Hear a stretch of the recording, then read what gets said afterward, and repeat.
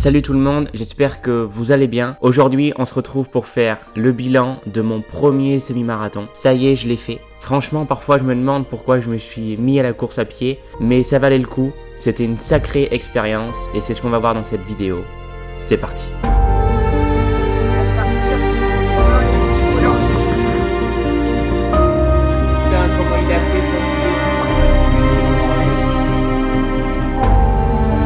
J'ai été toute la journée au lit, donc pas de sport.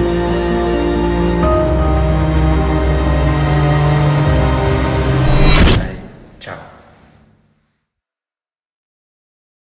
Alors dans cette vidéo, on va voir 5 choses. La première, c'est le contexte. Pourquoi j'ai voulu faire un semi-marathon. En deuxième, c'est les entraînements. On va revenir très rapidement sur les moments forts de cette préparation. En troisième, les équipements. Je vais donc vous montrer les chaussures que j'ai utilisées, la montre que j'ai utilisée et également qu'est-ce que j'ai mangé durant mon semi-marathon. En quatrième, les difficultés que j'ai rencontrées car en effet, dans toute préparation, on en rencontre et donc je vais vous montrer ici mes erreurs et les enseignements que j'en tire. Et on finira par la dernière partie, la meilleure, l'inside de ma course. J'ai eu la chance d'avoir quelqu'un qui a pu me filmer ma course. Donc on a de superbes images et je vais pouvoir vous raconter tout ça. Donc ça va être une super vidéo complète de A à Z sur mon premier semi-marathon. Une sacrée vidéo. Donc posez-vous confortablement, prenez une tasse de café, mettez-vous sur votre canapé et mettez la vidéo sur votre télé. Et on est parti. Alors le contexte il est simple, c'est qu'en 2024 je me suis dit qu'en 2025 il fallait que je me mette au trail. Moi maintenant ça fait 10 ans que je pratique le cyclisme à assez bon niveau, donc j'étais toujours au niveau régional et je suis allé également gratter le niveau national en faisant partie d'une division nationale en cyclisme. Or comme j'ai déjà dit dans la vidéo de présentation de la chaîne, je ressentais ce besoin d'aller courir en montagne, de me sentir plus libre et de me lancer de nouveaux défis et donc c'est pour ça qu'en 2025 je me suis lancé dans le trail. Quand je fais quelque chose, j'aime bien le faire à 100%. Donc, il me fallait des temps de référence en course à pied. Moi, j'avais aucun temps de référence en course à pied. Je savais qu'en vélo, j'étais pas trop mauvais. Mais par contre, en course à pied, j'ai aucun temps sur un 10 km. J'ai aucun sur un semi et aucun sur un marathon. Donc, étant donné que tous les ans, il y a un semi-marathon qui se passe fin mars à côté de chez moi, je me suis dit, ça peut être l'occasion de se préparer pour faire ce semi-marathon. Au moins, tu auras des temps de référence et ça te permettra d'adapter au mieux ta préparation pour le trail. Car même si en trail running, en théorie, on ne regarde pas du tout le chrono, mais on regarde seulement le dénivelé, il va quand même y avoir dans la préparation des séances sur piste, des séances sur route. Et donc, c'est vraiment important que je connaisse mes allures VMA, seuil, tempo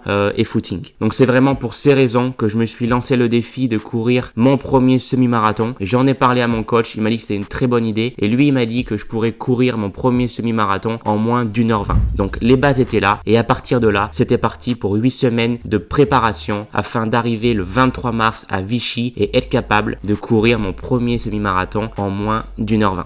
Alors, les entraînements, ça a duré 8 semaines. Donc avant, bien sûr, j'avais fait un petit peu déjà de trail, etc. Mais là, je me suis vraiment focus. On avait planifié ça sur 8 semaines pour préparer ce semi-marathon. Donc, je ne vais pas revenir ici en détail sur tous mes entraînements. Ça n'a pas trop d'intérêt parce que tout simplement, j'en ai fait une série de vidéos où toutes les semaines, j'ai fait une vidéo bilan de tous mes entraînements durant la semaine. Donc, je vous laisserai aller voir la série de vidéos là que je mettrai ici. Donc, c'est une playlist. Il y a 8 vidéos, semaine 1, semaine 2, etc. Donc, c'est très complet et on voit là, par contre, tous mes entraînements. Donc, comment je me suis organisé sur ces 8 semaines? Il y avait, on va dire, 3 types de séances différentes. La première, c'était mes séances de vélo. En effet, moi, je garde quand même mes entraînements de vélo à côté de la course à pied. Ça me permet de faire d'ailleurs plus de volume, donc de tourner autour des 10 heures d'entraînement par semaine. C'est pour ça que je garde absolument le vélo. En plus de ça, ça me permet de récupérer plus facilement entre 2 séances de course à pied. En deuxième, il y avait des séances de course à pied longues, donc des séances entre 1 heure et 1 heure et demie en footing. Et les séances les plus difficiles, c'était bien sûr des séances sur piste ou sur route à faire par exemple des 5 fois 2000 allure semi-marathon. Donc moi, je m'étais fixé comme allure du 3,40. Donc voilà un peu les 3 séances que je pouvais avoir. Et bien sûr, durant toute cette prépa, il y a eu pas mal de moments où j'ai failli abandonner parce que tout simplement, quand tu n'arrives pas à marcher, mais que le soir, tu as à faire une séance de footing, mais que tu as une périostite au mollet pied, que t'as mal aux cuisses, de partout. C'est vrai que la course à pied pour ça c'est traître, c'est qu'on a énormément de courbatures. Voilà, il y avait beaucoup de moments où je me suis dit mais pourquoi en fait tu fais ça? Avant tu faisais du vélo, tu faisais 10-15 heures de vélo par semaine, t'avais aucune douleur, et là tu fais 3-4 heures de course à pied par semaine et t'as mal de partout. Donc c'est vrai que psychologiquement c'était pas facile, mais voilà, je restais vraiment sur mon objectif en tête qui était de faire moins d'1h20 au semi-marathon. Je peux vous assurer que tous les matins quand je me levais, limite je me disais allez ce soir faut faire la séance pour faire moins d'1h20 au semi-marathon. Ensuite les équipements. Donc qu'est-ce que j'ai utilisé? Le premier donc c'est des chaussures, c'est un truc que j'ai un peu négligé. Moi sur les 8 semaines de préparation, les 4 premières j'ai couru avec mes chaussures de trail. J'avais pas encore choisi des chaussures de route, donc j'ai fait des séances sur piste avec des chaussures de trail. Oui, en effet ça se fait. Bon c'est pas très agréable, on sent qu'on est un peu freiné par les crampons, mais ça se fait. Donc ensuite au bout de 4 semaines, je me suis dit bon on va peut-être acheter des chaussures de route. Donc normalement pour bien faire les choses, il faudrait 3 paires différentes, une paire pour le footing, une paire pour les intensités et une paire pour la course. Moi je vous avoue, j'avais pas envie de passer 600 ou 700 balles dans 3 paires de chaussures. Donc je me suis dit, il faudrait une chaussure qui fasse un petit peu tout. Donc je suis allé dans un magasin de chaussures de course à pied et donc ils m'ont conseillé ces chaussures là que j'ai. C'est la marque, c'est des Saucony je crois. Et donc c'est une paire qui est plutôt polyvalente. Donc j'ai pris cette paire, ça m'a coûté 150 €. Normalement en course à pied, quand on prend une nouvelle paire de chaussures, d'ailleurs c'est pas qu'en course à pied, c'est un peu de partout, on n'est pas censé faire une séance de fou dès la première séance. Moi j'ai pris le risque puisque j'ai acheté ma paire de chaussures, je m'en rappellerai encore, c'était un jeudi à 17h. 10 minutes plus tard, à 17h10, j'étais en train de faire un 5 x 2000 mètres à allure semi-marathon. Donc j'ai testé, j'ai eu aucune blessure. Des fois ça peut être un peu le risque, quand on change de chaussures et qu'on fait une grosse séance derrière, on peut avoir des ampoules, on peut faire des blessures aux pieds, etc. Moi j'ai rien eu, j'ai eu de la chance. Mais en tout cas je déconseille de faire ça. Quand vous avez une nouvelle paire de chaussures, faut mieux faire 2-3 séances avec tranquille. En gros, faites ce que je dis, mais faites pas ce que je fais. Ensuite, un point très important et que j'avais une nouvelle fois négligé. Là, c'est intéressant, cette partie, c'est vraiment mes erreurs et ce que j'ai appris. C'est l'alimentation. L'avant-veille de mon semi-marathon, donc c'était vendredi, je vais voir une personne qui allait faire le semi-marathon et qui a l'habitude de faire des Ironman, des grosses épreuves un peu comme ça. Et je lui pose la question, qu'est-ce que tu manges, toi, durant un semi-marathon? Qu'est-ce que tu bois? Qu'est-ce que tu fais? Il me dit, alors moi, je prends 3 gels, un au départ, un au bout d'une demi-heure et un au bout d'une heure de course. Je dis d'accord, ok. Et qu'est-ce que tu bois? Il me dit j'ai ma flasque durant toute ma course. Donc il court avec la flasque durant tout le semi-marathon. Moi je vous avoue, j'avais pas du tout prévu ça. Mon plan pour la nourriture, j'en avais pas. Parce que je m'étais dit pour 1 heure d'effort, allez 1h15 d'effort, 1h20, est-ce que ça a vraiment un intérêt de manger? Je me suis dit ouais non, ça va passer 1 heure, au pire les 10 dernières minutes je serai en fringale mais ça passera. Et après pour boire, là par contre j'avais pris ça au sérieux. Je savais que j'allais avoir mes parents qui pouvaient se mettre sur plusieurs points de la course et qui pourraient alors me donner un bidon. Donc ça encore pour l'hydratation, j'en suis bien conscient qu'il faut boire, c'est très important. Mais pour la nourriture, grosse erreur. Et donc il m'a dit mais est-ce que tu t'es préparé au moins à absorber des gels pendant que tu cours? Et je lui ai répondu non, parce que même quand je fais des sorties longues en footing, 1 heure, 1 heure et demie, je ne prends même pas à boire, je ne prends pas à manger car j'en ressens pas forcément le besoin. Donc il y avait un gros problème, c'est que mon corps n'était pas habitué à absorber des gels énergétiques durant des phases où je cours en footing, donc encore moins habitué à des phases où je cours à allure semi-marathon. Donc autant vous dire que l'avant-veille du semi c'était mort, la préparation elle était terminée, donc j'avais plus possibilité de m'entraîner à ça. Donc je me suis dit on va prendre le risque, et donc je vous laisse rester jusqu'à la fin de la vidéo pour voir comment ça s'est passé cette histoire d'alimentation durant mon semi-marathon. Ensuite la montre, ça c'est pareil, moi je suis un cycliste, donc de base j'ai un compteur de vélo mais j'ai pas de montre, donc j'ai eu une montre au mois de janvier. En effet ça a un peu changé ma vie de coureur, puisque déjà c'est beaucoup plus simple que de tenir un compteur dans la main quand on court. De deux, on a également l'allure au lieu d'avoir les kilomètres par heure, et on a également le fait qu'on peut programmer donc directement des entraînements, donc c'est très pratique, notamment pour des entraînements sur piste où on n'a pas à compter le nombre de tours qu'on va faire, on peut tout programmer, ça c'est super bien. Donc moi j'ai pris une Forerunner 965, c'est un investissement, ça m'a coûté 650 €, mais elle est très bien parce qu'en plus de ça, elle a l'option où on peut mettre des parcours dedans, mais ça, cette fonction parcours me servira plus pour les trails. Avant de passer à l'inside de ma course, on va revenir très rapidement donc sur les difficultés que j'ai rencontrées. La première, c'est la périostite. Je pense que c'est la douleur que j'ai eu le plus durant cette prépa semi-marathon. Alors ce qui est très marrant avec la périostite, c'est que c'est une douleur qui en fait, elle va être là pendant 4 jours, ensuite elle va partir, après elle va revenir pendant 7 jours, après elle va partir. En fait, ça fait que ça. Moi, j'ai jamais eu la périostite périostite de plus d'une semaine. À chaque fois, elle partait au bout d'un moment. Donc ça partait assez naturellement. Même en maintenant mes séances de course à pied, en fait, moi vraiment, je suivais mon programme à la lettre que m'envoyait mon entraîneur. Même si j'avais mal aux jambes, mal partout, je faisais quand même la séance. Et donc, même en faisant ça, eh bien, la périostite partait et revenait. Il y a juste durant la dernière semaine de préparation où c'est là que la périostite est restée le plus longtemps, comme par hasard, pour bien mettre du stress et pour me dire, bah c'est mort, t'as fait une préparation pour rien, t'auras la périostite le jour de l'épreuve. Après, la périostite, c'est pas très grave parce que dès qu'on commence à courir, au bout de 10 minutes, un quart d'heure, souvent on n'a plus la douleur, donc c'est pas très grave. Mais j'ai eu de la chance que la périostite, elle est partie juste la veille de la course. Ensuite, la deuxième difficulté, eh bien, c'est la fatigue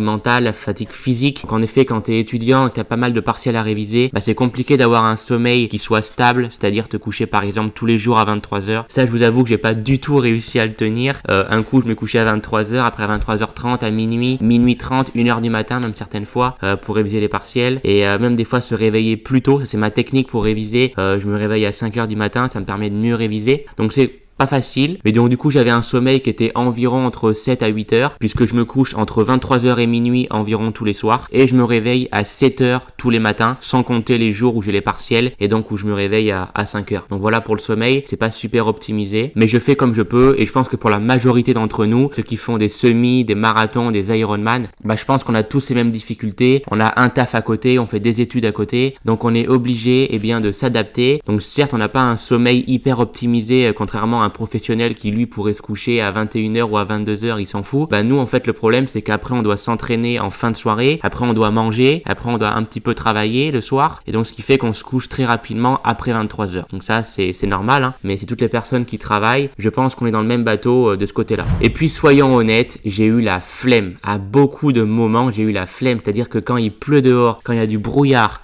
quand t'as fait une journée de merde en cours, quand t'as des partiels le lendemain et tout, bah des fois en fait t'as envie de sauter des séances. Bah ça je peux vous dire c'est la pire erreur. Ça paraît bête mais il ne faut absolument pas faire. Donc moi c'est une difficulté que j'ai rencontrée, d'avoir la flemme, mais par contre je peux vous assurer que durant cette prépa semi-marathon, je n'ai jamais loupé un entraînement. Moi j'avais 3 entraînements de course à pied par semaine, j'en ai jamais loupé un, même si j'avais la flemme. Le problème c'est quoi? C'est que si on a la flemme pour un entraînement, on aura la flemme pour le deuxième entraînement, on aura la flemme pour le troisième entraînement. Donc c'est à dire qu'on peut très vite se retrouver à ne pas du tout s'entraîner d'une semaine, et je peux vous dire qu'en une semaine on perd quand même un petit niveau. Moi certes j'ai eu cette difficulté de des fois avoir la flemme, mais en fait le fait d'avoir vraiment un plan d'entraînement très précis qui soit fait à l'avance, bah je me suis interdit de louper un entraînement. Donc voilà un peu pour ce que j'ai appris avec mes erreurs pour cette prépa semi-marathon. Maintenant on va passer à l'inside de la course, c'est parti. Ressenti d'avant. Bah déjà la journée commence mal parce que au lieu de déjeuner à 4h45, je me suis levé à 6h. On va essayer de pas vomir. Il fait beau sur Vichy, donc on va essayer de tout donner aujourd'hui pour ce premier semi-marathon.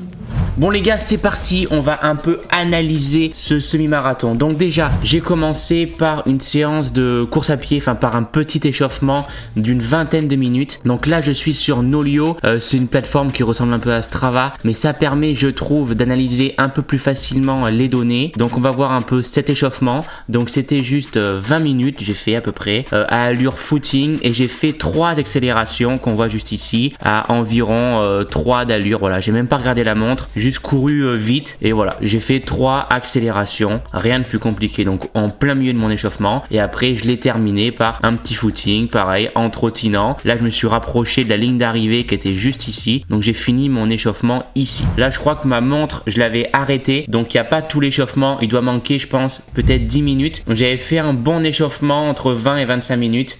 Voilà pour la première partie. Voilà donc ici les courbes de mon semi-marathon, mon premier semi-marathon. Comme vous le voyez, ce qui est assez marrant, c'est que en très peu de temps, eh bien le cœur il monte. Là on le voit, hein, en 50 secondes en fait, eh bien mon cœur était déjà au niveau qu'il allait être durant tout le long du reste de la course. En effet, en 50 secondes, il monte ici, et après, il est resté toujours autour des 170 BPM. Premier point, on le voit, et je m'en suis un peu aperçu avec du recul, une fois que j'ai vu ces courbes-là, je pense que j'avais une marge de 5 BPM en plus à aller chercher. Donc, en théorie, je pense que j'aurais pu courir plus vite. Ce n'est que de la théorie, mais pour moi, mon seuil est plus à 180 BPM.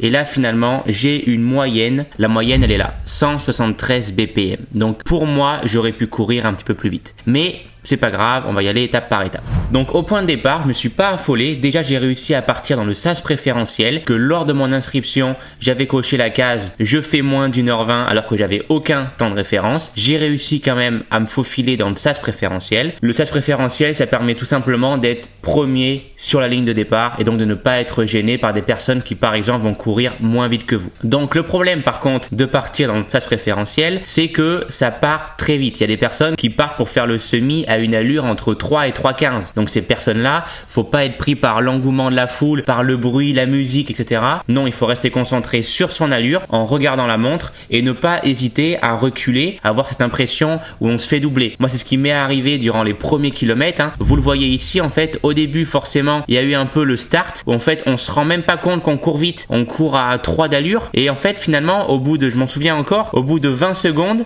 je regarde la montre et je dis oulala, mais là, je suis à 3 d'allure, ça va pas. Et du coup, automatiquement, j'ai baissé mon allure. Là, j'ai commencé à me faire doubler par pas mal de personnes qui, eux, par contre, étaient pris par l'engouement de la foule parce qu'après, je les ai rattrapés plus tard. Et voilà, je me suis pas fait avoir. Dès les 20 premières secondes, j'ai regardé ma montre et j'étais à une allure beaucoup plus rapide que ce que j'avais prévu. Pour rappel, 3,40. Donc le circuit c'est quoi? Pour ceux qui connaissent un peu Vichy, eh bien en fait on faisait tout simplement le tour du lac d'Allier. Donc on partait juste ici, là hop on longeait ici l'eau, on passait sur le pont, après on rentrait un peu dans le centre-ville et hop on revenait sur les bords d'Allier, on longeait, on repassait sur le pont, etc. Et donc on faisait cette boucle 2 fois. Je remercie vraiment Tristan puisque déjà au bout de 2,8 km, Tristan était déjà là. Sur le premier passage sur le pont, il était déjà là à me donner de l'eau. Donc je le remercie vraiment Tristan, tu m'as sauvé la vie puisque sur un semi-marathon, l'hydratation et l'alimentation, c'est super important. Donc merci Tristan. Donc ensuite, qu'est-ce que j'ai fait? Eh bien, ma seule mission, franchement, c'était de trouver un groupe qui courait à mon allure. Donc, je voulais un groupe qui, à l'idéal, courait à 3,40, mais je voulais en aucun cas courir tout seul. Pourquoi? Puisque sur cette portion, nous avions vent de face. Donc, qui dit vent de face? Eh bien, ça réduit notre allure. Donc, ma mission, c'était de trouver un groupe où je pouvais me caler derrière des personnes et donc prendre un peu moins de vent. C'est ce que j'ai fait. J'ai trouvé un groupe. J'avais pas l'impression qu'ils couraient à 3,40, on courait plus à 3,45. Mais la veille, j'avais demandé à ChatGPT comment gérer ma course. Il m'avait dit, il faut mieux partir à 3,45 qu'à 3,40. Donc, je me suis dit, on va écouter ChatGPT. On va partir tranquille à 3,45. Tranquille, entre guillemets, bien sûr. Au kilomètre 6, vous le voyez, il y a vraiment un grand groupe. On est environ une vingtaine de coureurs et on court à peu près à 3,45. Et la première erreur, au bout du kilomètre 9, je commence en fait à douter de moi et donc je décroche ce fameux gros groupe où nous étions une vingtaine parce que je me suis dit, il faut pas trop que tu t'excites. Alors que pourtant à la montre, j'avais je crois 3,42 d'allure moyenne, mais je sais pas pourquoi, je me suis dit, tu cours un peu trop vite. J'ai lâché un petit peu ce groupe et en plus je l'ai lâché vraiment au pire moment puisque je l'ai lâché ici et donc il me restait toute cette portion à faire vent de face et donc je me suis retrouvé avec beaucoup moins de personnes devant moi pour me protéger du vent. Donc ça c'est vraiment la première erreur que j'ai faite, c'est que j'ai douté de moi alors que je n'aurais pas dû parce que ce groupe au contraire restait vraiment à une allure hyper régulière. Ils étaient 3-4 du même club, ils couraient environ à 3,40, 3,45, donc j'aurais vraiment dû rester avec eux. C'est la première erreur. Au kilomètre 11, ça y est, on attaque la portion où j'ai vent de face et on le voit, je veux absolument reprendre les personnes devant moi. Ensuite au kilomètre 13-14 ici, on voit que mon allure a bien diminué, c'est que ça montait en fait ici, il y avait un petit passage de montée et là franchement ça n'a pas été facile parce que ça paraît pas mais une toute petite montée de 30-40 mètres, quand vous êtes limite à saturation, on la sent bien passer. Enfin je me sentais pas en fait à saturation mais ça m'a quand même bien fait mal et je pense que le kilomètre 13-14 ça a été le moment où j'ai été le moins bien dans mon semi-marathon. Et pourquoi? Eh bien principalement parce qu'en fait je me sentais un peu perdu, j'étais entre plusieurs groupes, il n'y avait pas forcément ce gros groupe qu'on avait au kilomètre 6 et donc j'arrivais pas à me dire si c'était moi qui étais en train de décélérer ou les autres en train d'accélérer. Donc j'étais un peu perdu durant cette zone là, c'est pour ça que rester dans un groupe c'est vraiment le plus important et être entre deux groupes c'est le pire. Ensuite, on est au kilomètre 17,4. Donc là, c'est la dernière fois où Tristan va pouvoir me filmer. Et donc là, je suivais une personne. C'était le monsieur en noir. Je lui ai collé les baskets. Vraiment, à partir du kilomètre 13-14, je lui ai collé la basket. Et il m'a vraiment fait un bon tempo. Lui, par contre, était calé environ à 3,40 d'allure. Et je lui ai collé vraiment les baskets. On n'avait plus de groupe. J'étais tout seul. Il n'y avait que lui pour me protéger du vent et pour me faire une allure stable. Bien évidemment, je regardais ma montre. Moi, ce que je regardais, c'était pas forcément mon allure, c'était surtout mon allure moyenne. En effet, je regardais à chaque fois, j'avais 3,42, 3,43 de moyenne et c'était ça vraiment le plus important parce que la vitesse en instantané, ça veut pas dire grand chose, mais ma course va vraiment commencer au kilomètre 18. En effet, il restait 3 km. Je suis passé ici dans cet angle-là pour reprendre le long de l'eau. J'entends mon pote qui me dit « Dimitri, il te reste 3 km, il faut tout donner ». Je regarde ma montre, je vois que j'ai seulement 3,43 d'allure moyenne. Je me dis le but c'était 3,40. Donc à partir de maintenant, tu fais all in, tu donnes tout jusqu'à l'arrivée. Donc à partir du 18e kilomètre normalement, peut-être un petit peu plus, je me suis peut-être lancé, voilà. Je me suis lancé là je pense. Si on fait la moyenne jusqu'à la fin, là j'ai fait 3,35 sur la fin. Et j'ai même raccéléré dans le dernier kilomètre. Vous voyez si on fait la moyenne du dernier kilomètre, du 20 au 21. Donc là pour vous dire, toutes les personnes avec qui j'étais dans les groupes et tout, je commençais à en rattraper plein. Je ne suivais plus personne, hein. C'était moi qui faisais mon propre rythme. Personne ne me suivait, il devait dire celui-ci il va éclater dans 500 mètres. Mais moi à partir de ce moment-là, je me disais ça y est, il te reste que 3 km, faut tout donner. Il n'y a pas de gestion de machin bidule truc. Tu dois tout donner et augmenter cette allure moyenne qu'il y a sur ta montre. Et j'ai encore plus embrayé à partir du kilomètre 20, donc dans le dernier kilomètre. Là si on fait la moyenne du dernier kilomètre, hop, juste ici. Le dernier kilomètre, j'ai fait 3,29 d'allure. Même pas le dernier kilomètre, le 1 km 25, 3,29 d'allure. C'est assez aberrant. Du coup, qu'est-ce que j'en tire de tout ça? Bah déjà, on va juste regarder mon temps. Donc, j'ai fait, comme vous avez dû le voir, j'ai fait 1,18,28. Ça, en plus, c'est mon temps officiel. Bon, déjà, premièrement, je suis content. J'ai fait moins d'une 20. Je suis content, machin bidule. Mais par contre, là où je suis beaucoup moins content, c'est que d'une, j'ai l'impression que je me suis beaucoup trop économisé. On le voit tout le long, je suis qu'en fait qu'à 170 BPM en moyenne, alors qu'en fait mon seuil il est à 180. Donc pour moi, j'ai même 5 voire 10 BPM de marge. Ça c'est la première chose. Et de deux, pour être capable à la fin, dans les 3 derniers kilomètres, de courir à 3,30 d'allure, ça veut dire qu'il m'en restait dans les cannes. Et troisième chose, quand j'ai passé la ligne d'arrivée, bah j'étais pas essoufflé quoi, j'étais pas mort. Je me suis même pas couché par terre. Enfin, je veux dire, j'étais déçu en fait parce que moi, ce que je voulais, c'était passer la ligne, être mort, avoir envie de vomir. Enfin, voilà. Et là, j'ai passé la ligne. Je vois mon temps, mon cerf, c'était cool. J'avais fait 1h20, mais je me disais putain, ça se trouve, t'as raté un truc quoi. En plus, j'ai pas eu de problème d'estomac. J'ai mangé un gel durant la course. Enfin, j'avais aucune excuse. J'avais des bonnes jambes et juste, j'ai voulu trop me contrôler. Donc ça m'énerve un petit peu. Mais bon. On va y aller étape par étape. Déjà, là, c'est ma première année de course à pied.